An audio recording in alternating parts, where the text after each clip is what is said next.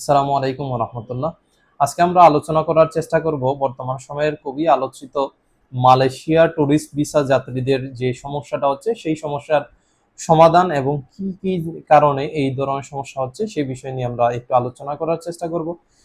গতকাল 5ই আগস্ট একটা নতুন আইন পাস হয়েছে মালয়েশিয়ার জরিমানা কাঠামো নিয়ে। সেটা হচ্ছে 1 থেকে 30 দিনের পর্যন্ত যারা ওভার স্টে করবেন তাদের জন্য জরিমানা হচ্ছে 30 দিনের জন্য সর্বোচ্চ জরিমানা হবে 900 রিঙ্গিত। 31 থেকে 60 দিন অতিরিক্ত ওভার স্টে হলে হচ্ছে সরাসরি 1000 রিঙ্গিত জরিমানা। 61 থেকে 90 দিন অতিরিক্ত ওভার স্টে হলে সরাসরি জরিমানার পরিমাণ হচ্ছে 2000 রিঙ্গিত। 90 দিনের বেশি হলে অর্থাৎ তাদের কোর্টে মামলা হবে এবং সেই মামলার রায় অনুযায়ী আপনাদের যে জরিমানা দেওয়া হবে সেটা আপনাদেরকে দিতে হবে। এখন আসুন মেইন টপিকে, আসলে কি কারণে বাংলাদেশিদেরকে ইমিগ্রেশনে আটকানো হচ্ছে বা ইমিগ্রেশন কি কারণে বাংলাদেশের জন্য হার্ড হয়ে যাচ্ছে দিনে দিনে মালয়েশিয়ার, সেই বিষয়গুলো নিয়ে একটু আলোচনা করার চেষ্টা করি। মালয়েশিয়া টুরিস্ট ভিসা আমরা প্রত্যেকেই জানি খুব ইজি হয়ে গেছে, তবে আগের তুলনায় এখন অনেকটা হার্ড করা হয়েছে। এখন যে কেউ আর মালয়েশিয়ার ভিসা অ্যাপ্লিকেশন করতে পারেন না, এটা হয়তো আপনারা অনেকেই জানেন। তো আগের তুলনায় এখন অনেকটা হার্ড করা হয়েছে, ওনাদের সার্ভারে পুরোটা আপডেট করে ফেলছে ওনারা। তো মেইন যে কারণগুলো হচ্ছে আপনাদের ইমিগ্রেশনে আটকানো, সেই কারণগুলো আজকে আমরা একটু আলোচনা করি। প্রথম কারণ হচ্ছে আপনার একটা ভ্যালিড ভিসা থাকতে হবে, অর্থাৎ 6 মাস মেয়াদি সিঙ্গেল এন্ট্রি, এবং যদি আপনার ভিসা মাল্টিপল হয়ে থাকে তাহলে 1 বছর মেয়াদি ভিসা, ভ্যালিড ভিসা থাকতে হবে। তারপর হচ্ছে আপনার একটি ভ্যালিড রিটার্ন টিকিট সহ ইয়ার টিকিট থাকতে হবে, অর্থাৎ আপনি যেই বিমানে যাবেন সেম ফ্লাইটেই আবার আপনার রিটার্ন টিকিটটা থাকতে হবে।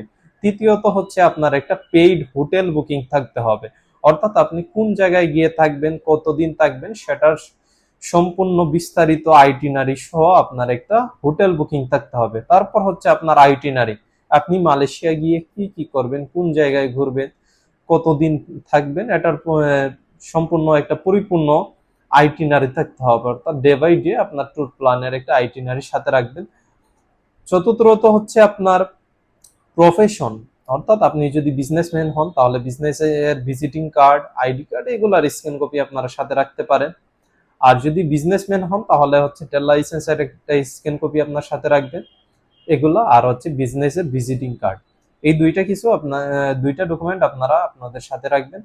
পঞ্চমত হচ্ছে আপনার একটা ব্যাংকের স্টেটমেন্ট রাখবেন সাথে, অর্থাৎ আপনার ব্যাংকের স্টেটমেন্টে 1 লক্ষ টাকা যাতে থাকে এরকম একটা অ্যামাউন্ট উল্লেখ করে আপনি আপনার সাথে একটা স্টেটমেন্ট প্লাস সলভেন্সি রাখবেন।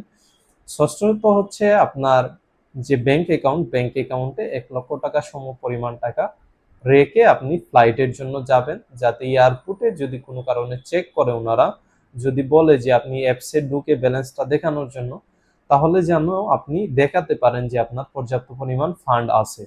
তারপর হচ্ছে আপনাকে এয়ারপোর্টে জিজ্ঞেস করা হতে পারে যে আপনি কি কারণে যাচ্ছেন, কোন সিটিতে যাবেন, কোন হোটেলে যাবেন, এগুলা আপনার পর্যাপ্ত তথ্য জানা থাকতে হবে। অর্থাৎ আপনি যদি তথ্য না বলতে পারেন তাহলে অবশ্যই কিন্তু আপনাকে ইমিগ্রেশন পাস দেওয়া হবে না।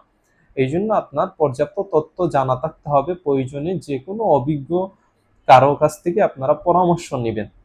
যেমন আমাকে প্রশ্ন করা হয়েছিল আমি কয়দিনের জন্য যাচ্ছি মালয়েশিয়াতে, তো আমি বলছি যে 4 রাত 5 দিনের জন্য যাচ্ছি, কোন হোটেলে যাচ্ছি সেই হোটেলের নাম বলছি। তারপর হচ্ছে কবে আমি দেশে রিটার্ন ব্যাক করব সেই ডেটটাও জিজ্ঞেস করেছে। সো আমি সেই ডেটটাও আমার কিন্তু ফ্লাইটের ডেট প্লাস আইটিনারির সাথে মিল রেখে বলে দিয়েছিলাম।